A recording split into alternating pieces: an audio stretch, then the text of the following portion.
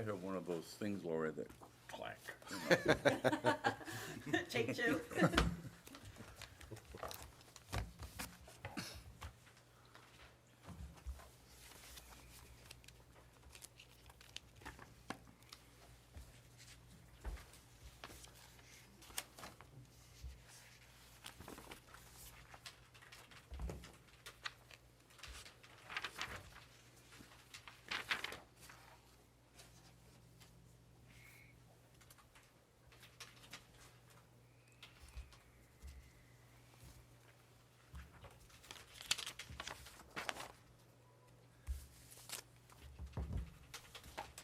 Okay, now being 3 o'clock, we can call the February 20th, 2020 meeting of the Laconia Police Commission to order. Please rise for the Pledge of Allegiance. I pledge allegiance to the flag of the United States of America and to the republic for which it stands, one nation, under God, indivisible, with liberty and justice for all.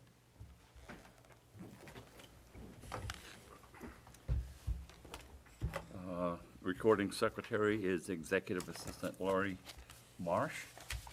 I'd like the minutes to indicate that all 3 commissioners are present. Woodham, Commissioner Mello, and Commissioner Davis. I'd like to recognize the staff present, Chief Matthew J. Canfield, Captain Alan Grayton, and Captain Michael Finogle. We have a quorum, so we will move forward on the agenda. Personnel matters, commendations and awards, Chief Canfield. Nothing? Resignations and retirement, Chief Canfield. Nothing? Promotions and classification change, Chief Canfield. Nothing?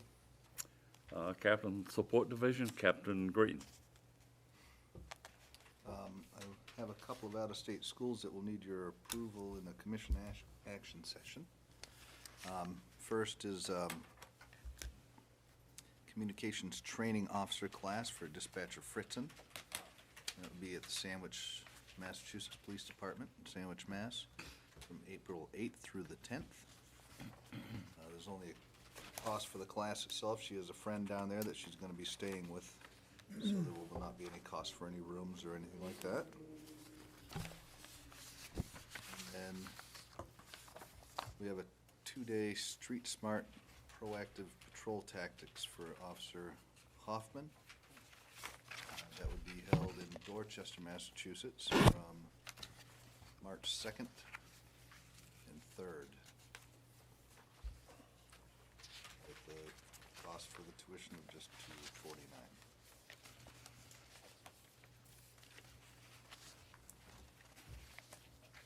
So just need those. Vote on those under the commission action session. Okay. For orders and bulletins. The attrition summary, do you have any questions on that?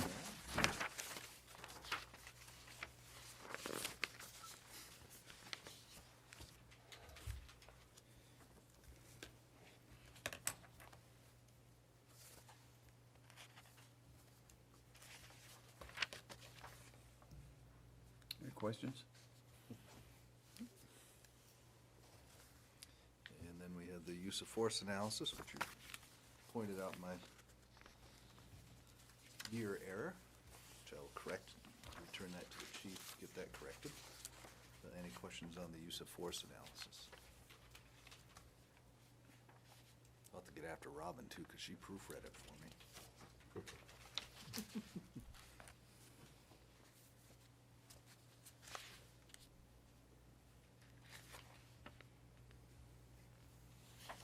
Questions?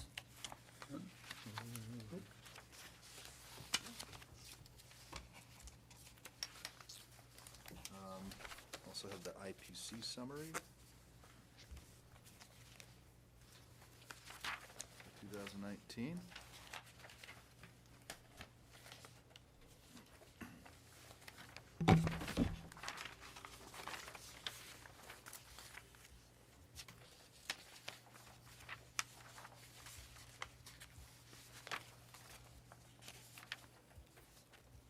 Any questions on that report?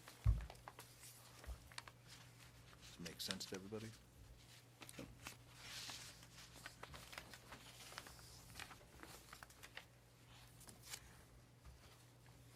No questions? Okay, moving on.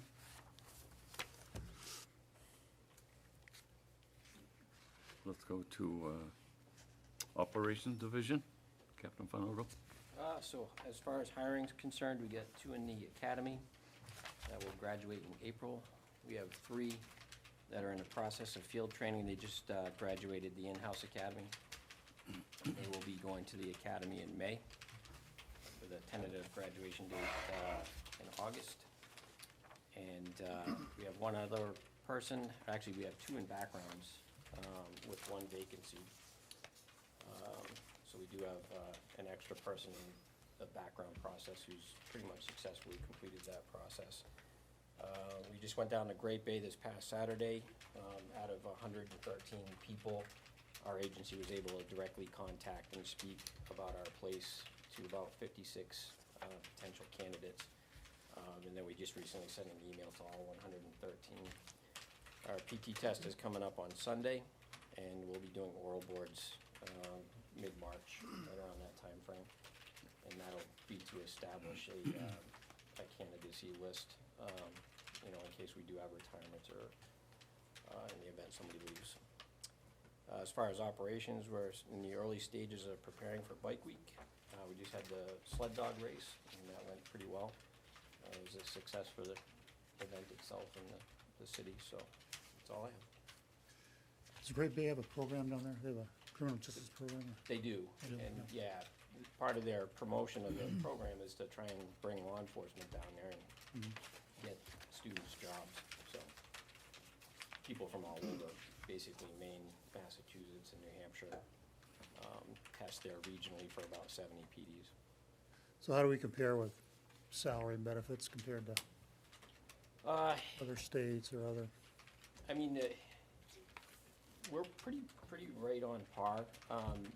Some places may be a couple thousand more for starting, but when you look at the back end, for the senior officers, I think our pay is probably better in that area, so.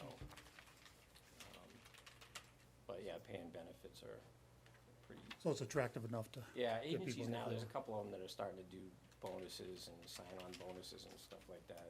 It's complicated though, implementing a program like that we just hired so many new people. How do you do that right? without offending this large group of officers you just hired, so.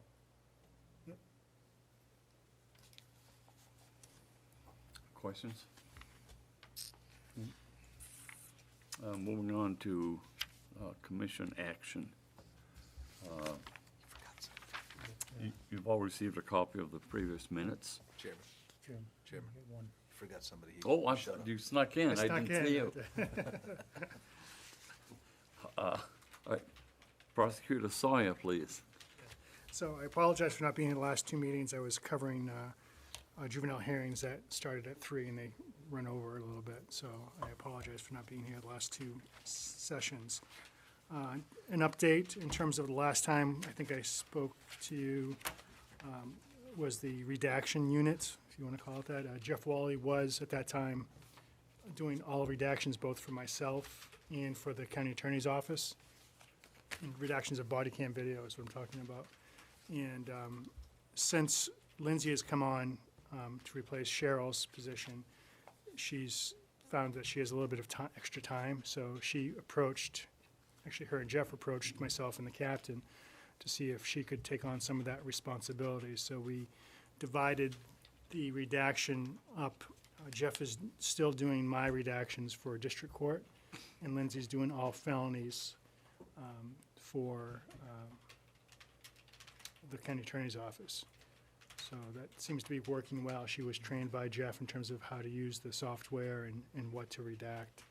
So it's taken a little bit of lift off Jeff, because Jeff does spend a large amount of time redacting videos, and it's a laborious, tedious process, and it actually suits his skill set very well, because he's very focused and very detail-oriented, which is important for that job.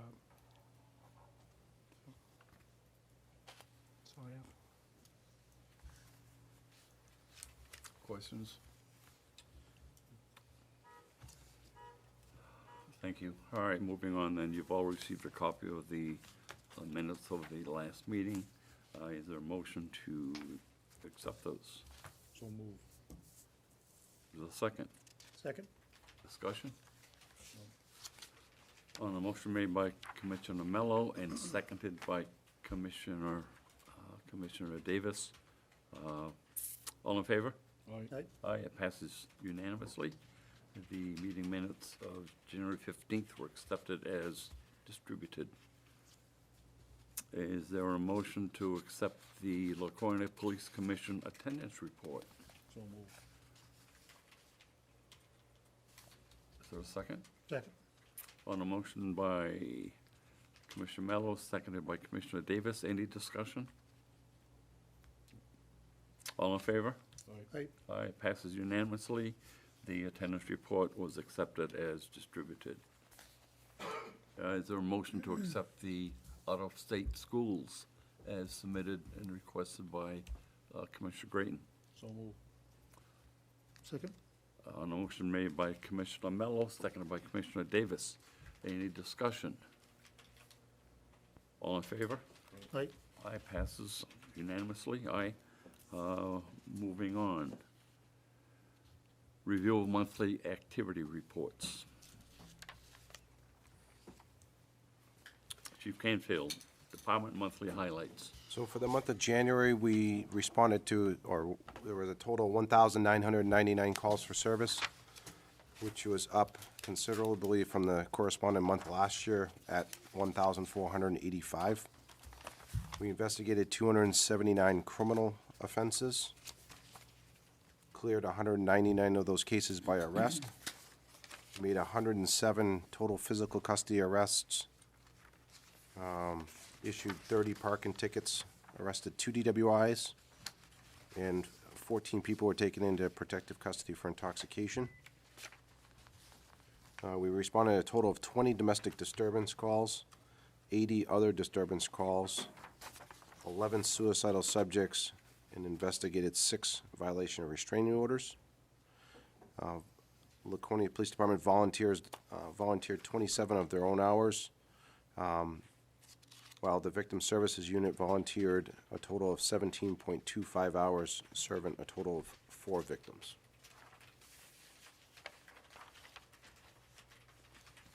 And moving on to the Criminal Investigative Unit statistics.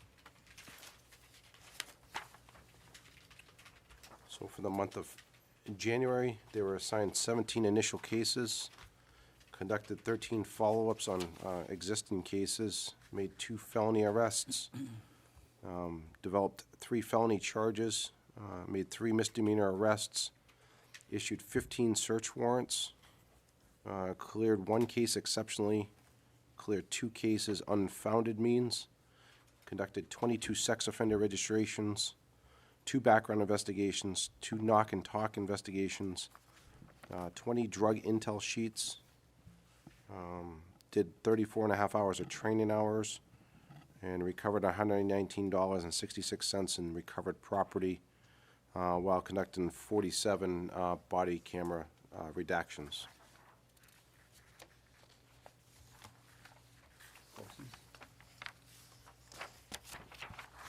Moving on to budget printouts, Captain Grayton. We're running pretty much on track as of the end of January. We're approximately 2.3% under budget. So we're running on track to be good for the end of the year. Budget always looks good. Try. Obvious. Obvious. Any questions? All right, moving on to monthly traffic statistics. Chief Canfield. For the month of January, we issued a total of 39 parking tickets, responded to a total of 55 motor vehicle accidents, 16 of which had injury. The number 1 cause of accidents for the month of January was skidding attributed to 20 of those accidents, followed by unsafe back-in and failure to yield. The number one location for accidents in the month of January was on Union Avenue, attributing to 13 of those accidents, with the second being tied for Court Street and Guilford Avenue, followed by South Main Street. We conducted a total of 735 car stops for the month of January, which was up considerably from January of 2019, where we stopped 435 cars. For January this year, we issued 39 summonses, motor vehicle summonses, as compared to January of 2019, we issued 26. And January of this year, we issued 639 motor vehicle warnings, which was again up considerably from January of 2019, where we issued 349 written warnings. Chief, those increases, are they due to more aggressive enforcement or just more people on the street? Certainly, it's contributed to both, that we have more people on the street than we did last year. Also, more of a direct emphasis on motor vehicle enforcement. And I would venture to say that the weather was a little bit more mild this year than last year, which also helps be able to stop vehicles. Yes, I've been noticing quite a few blue lights going over the city, traveling around, which was good. Yeah, certainly. Questions? Okay, monthly fleet report. Captain Grayton? Any question on that? It's,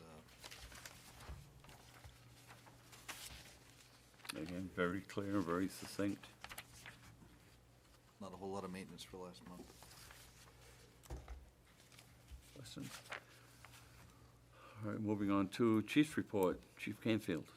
So under this, we have a new policy we'd like the commission to vote on and approve. There was a little confusion in the way our tow services were selected to be part of the towing list, to tow for police tows. So we created a new policy to give some direction and guidance. I'd like the commission to review that and ask their vote and approval.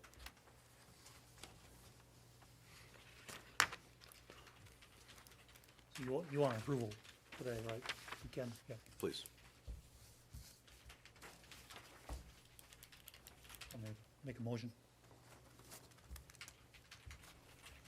Sure. Make a motion, we approve the policy as written. Second. Okay, and a motion made by Commissioner Davis and seconded by Commissioner Mello, the written directive for record service policy. All agree? Right, It's approved and may be submitted as presented.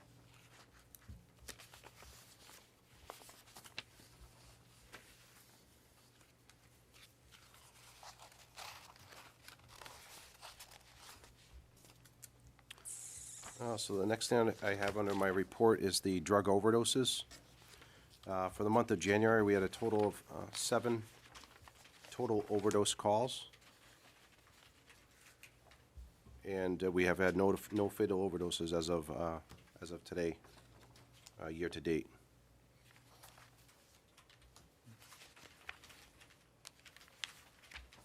In your packet is a summary of the 2019 goals and objectives, most of which were completed. Several of them were carried over. One of the big things from 2019 was the active shooter readiness and response, which was carried over. We're again working in this area with Homeland Security to do a tabletop exercise, a board game, and full-scale exercise in the fall. Acquiring patrol rifle optics was completed. The air handling system for the evidence room was completed, as well as the body camera project and the cruiser camera project. The recruitment video has been carried over and will be tentatively completed in month of March, as well as the cop card program. Just to note on those goals, they were pretty big undertakings, and they were very big projects. And I really attribute a lot of the success in getting those programs implemented, especially the body camera project and the cruiser camera project, to the staff that work for us, and everyone's willingness to make it happen. And I know Captain Grayton was very involved with getting those set up and going, and it was by no means a small project. There were a lot of concerns initially as far as just logistically getting everybody trained on, getting them implemented, and overall it went off seamlessly. As part of your packet, there's also the 2020 goals and objectives. Again, this is quite an undertaking, and some of these goals are very are big, but I think we needed to address these and get them going, even if they carry over into next year's goals. One of them, as you know, was the creation of a UAV program, a drone program. Complete review of the detective unit and a review of that to make sure that we're using personnel properly and to the best of their abilities and expertise. One is to study technology and how we can implement that to better utilize our staff and communicate messages throughout the department. One of the aesthetic things we wanted to look at was the patrol office, which is a bit outdated in the usefulness of it, and whether it's time to clean it up and maybe do something with the countertops in there. As well as a review of departmental uniforms to create a study committee and take a look at that, as well as the development of a firearms range program. In addition, we'll be doing a comprehensive review of our written directives. This will be a multi-year project, 3 to 5 years, to look at our policies. They're CALIA accredited, but to look at areas that could be tightened up a little bit more and a little bit more sound. In July of this year, we are scheduled for our CALIA reaccreditation. This is a 4-year cycle. We do our annual compliance checks every year, which is about 25% of the policies to ensure compliance, but this is an on-site visit by CALIA assessors. That's a multi-day visit that will be coming to the department. They'll be doing a public hearing, taking input from the department, as well as expecting several presentations by our staff. So that's certainly a huge thing going on in July. As you'll see, the department video is on there, which was carried over from last year, as well as the active shooter response and readiness that we'll be continuing to work on. I provided you with a copy of an article by CNN of a police drone that was used to find a 62-year-old blind man in Connecticut. He was missing for about 33 hours, and with the help of the drone unit from the police department, they were able to find him. And that is the exact reason why we're looking at this technology here for situations like that, as well as to increase officer safety, the ability to provide overwatch for armed gunmen when we don't have to risk an officer's life, in addition to crowd monitoring for large events. That drone unit will be strictly governed by policy, and it'll be that the uses of it will be approved prior to deployment. So it's not just something that's going to be used, freely. It'll have a directed purpose to it. May 27th is the Motorcycle Week briefing that has been set at the Bean Center at 9 a.m. And lastly is a number of our officers are again participating in the Winnie Dip for Special Olympics. As you'll notice around the department, some officers, or actually a number of officers this year, have chosen to participate. They're allowed to grow beards for a 6-week period prior to the Winnie Dip if they raise $100.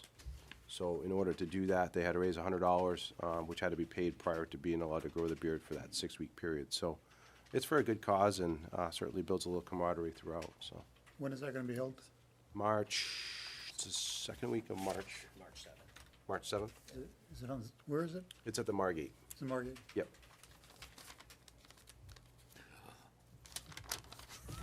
Yeah, I exactly. need more than a beard.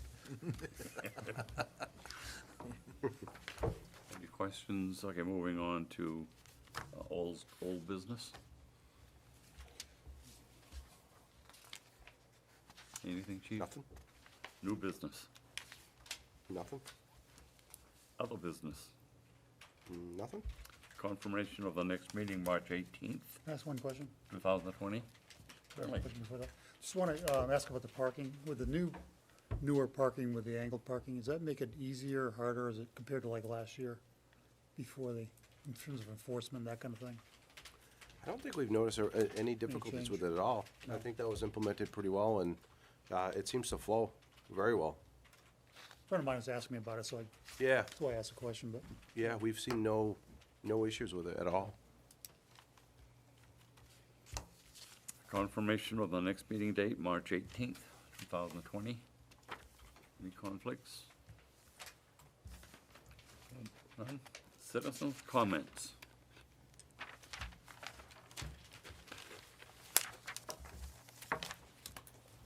Old citizen. Is it my understanding that the commissioners are participating in the Winnie Plunge this year? Doug's our representative. Not that I know. Just thought I'd check. I heard that from somebody, I don't know. My name's Bruce Cheney, I represent Ward 1. I'm the Public Safety Committee Chairman, and I'm the liaison to the Police Department from the council. I give you that background to tell you that I've asked the chief, and I want to make it very plain, having sat in that chair, that usually requests like this end up being accusations of empire building. The chief has not tried to build his empire. I've asked him to provide me with some data, which I believe the commission has also seen, to support the idea of developing a traffic unit. The purpose or the impetus behind the recommendation I'll make to the council is that every spring, 2 springs, that I've been on the council, the complaints start about traffic and tire burning and so on and so forth. And every year we talk to the chief about enforcement in the weirs. In my particular case, I suspect in other parts of the city from other councilmen.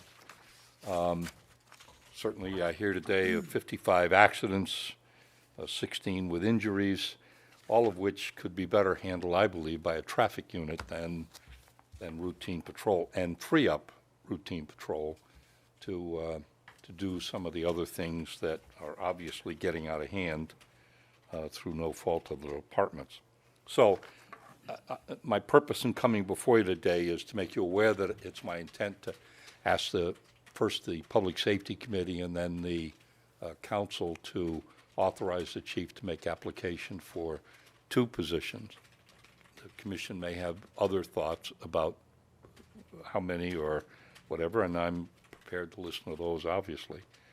But I had asked him to put together some justification and also the paperwork necessary to apply for 2 positions for traffic enforcement or traffic enforcement. These would be folks assigned primarily.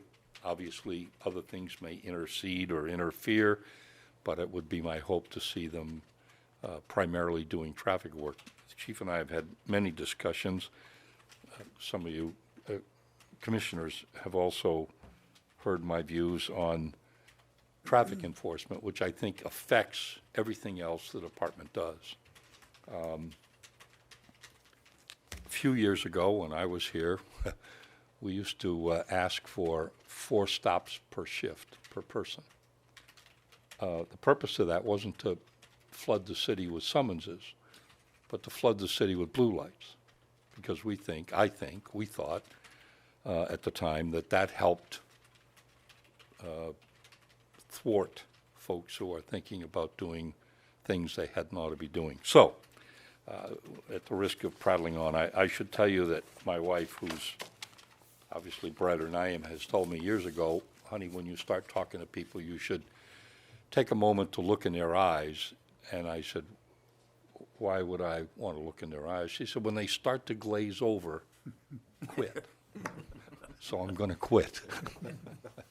But in closing, please, the chief and I do try to meet fairly regularly, but please, if you'd like to talk to me about this or have some thoughts, we can either do it individually, or perhaps we could have a meeting at some point and you could express your views. But just so you know what I'm intending to do, I wanted to speak today. All right? Thank you. Thank you. Thank you. All right. I think your comment about the blue lights is right on. You can be driving down the road and you might pass a cruiser, like, you know, going the other direction, you don't really see it, because it blends in with all the traffic. Yep. But you look off in the distance and see those flashing blue lights, it gets your attention. It gets everybody's attention is the important part of it. It's, as you drive up, as I drive up North Main Street and see car stops, it's amazing how the speed limit suddenly is in vogue. People start to pay attention to things like 40 in a 40 zone as opposed to 55 or 60 in a 40 zone. And I just, I mean, I'm beating a dead horse here, but I just believe the more people see the department exemplified by blue lights, the more inclined they are. If you were to ask me what I think the two most serious problems are people who are distracted driving with cell phones and whatever, and red lights. You can't drive in this city without seeing somebody hit the gas the minute it turns yellow, and 3 out of 5 times at Elm Street, they blow the red light. They're halfway through when it turns red, or they're still behind the white line. Turns red and they just gas to get farther. If they see more traffic stops, they'll start to pay more attention to that. So, thank you. Thank you.